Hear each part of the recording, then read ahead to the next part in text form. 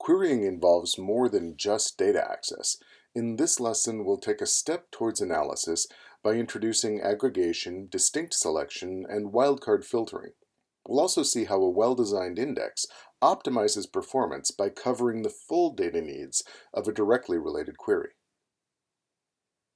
Knowing how many you've got of something is a fundamental bit of analysis. So as you'd expect, it's easy to count the number of fields corresponding to a set of filters. Illustrated also here is a common pattern of restricting a query by an embedded document type, treating those documents analogously to a relational table. Without such a type filter, this query would count GDP fields across all JSON documents in the bucket. As you learn Nickel, it's worth remembering this principle if you use the same field name in more than one document type. Later, we'll survey the full Nickel function library. Another common way to analyze data is to check its cardinality or distinction. So Nickel supports the distinct keyword to limit results to unique instances of a given value within a target field. SQL has long supported wildcard searches. So does Nickel, using corresponding syntax. The like operator enables the use of wildcards in a corresponding string template. A percent sign represents any number of characters, and an underscore a single character. So you could, for example, search for a substring in all email fields. If you need more complex search capabilities, Couchbase full-text search is already available right there under your fingertips. If you'd like to check out this service, take our free online course, CB121, Introduction to Couchbase Full-Text Search.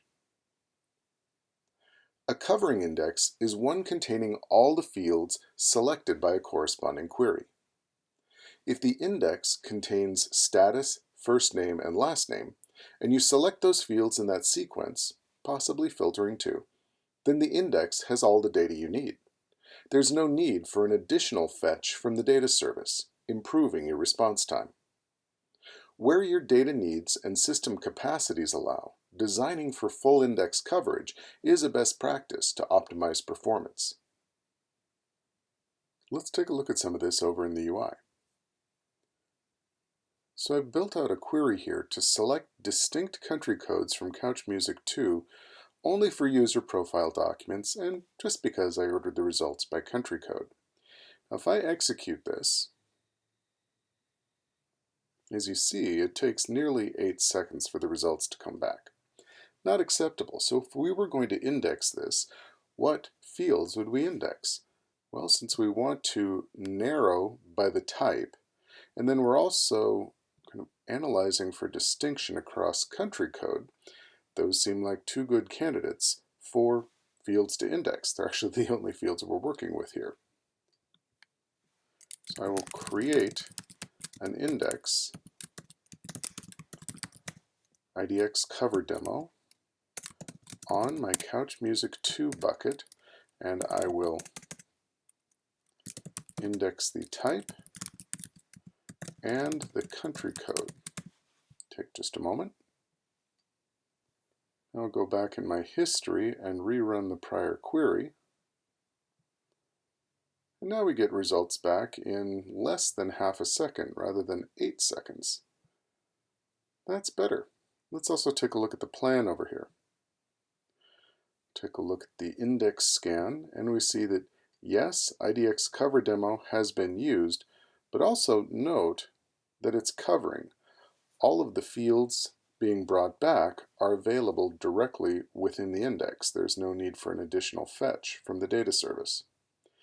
A side effect of that is that if I come up and request additional data, such as the username field, and run this again, let's see what happens. Notice the plan does come back for me immediately. My results come back, and I still get pretty fast performance, although we're now at 2.3 seconds rather than about 400 milliseconds. And we see that we are still using the IDX cover demo index, but it's no longer covering. It's having to go out and fetch the username value from the data service. And also because it's included in the distinct, it's having to analyze for distinctions among usernames as well, and our result count comes back much higher, as you can see. Now, even if I take out the distinction and run, there's our plan. Here's the results. Same results come back. It's a little bit faster because we're no longer distinguishing across the usernames as well as country codes, but it's still having to fetch username. We still are not covering all of the fields within our query. So, how would you fix that? Hopefully you said, modify your index so that it fully covers all of the data that you need to bring back. The next thing I want to show here briefly is I'll modify the query to just bring back country codes. I want to know in how many different countries is the name Riley appearing in the email address. So I will select distinct country codes again from user profiles, but only where the email field is like this pattern, and a wildcard of any value in front or following the substring Riley. We'll let it chew on that. There's our plan, and we get our results back. Now, notably, it's still picking up cover demo, but again, it's not covering. So as a rhetorical question, what would be your next step towards optimizing an index for this particular query? So what have you learned? Well, you can analyze data using the count function along with additional functions to be surveyed ahead. You can also analyze cardinality within a data set using the distinct keyword. String searches and other wildcard searches can be performed by using the like keyword. If your text search needs exceed this approach, though, you should explore Couchbase full text search. And we learned that indexes can be designed to fully cover the data needs of a corresponding query. Where possible, it's a best practice to design indexes for this approach. In this lab, we'll walk you through examples of all the above, setting you up for your own experiments and explorations.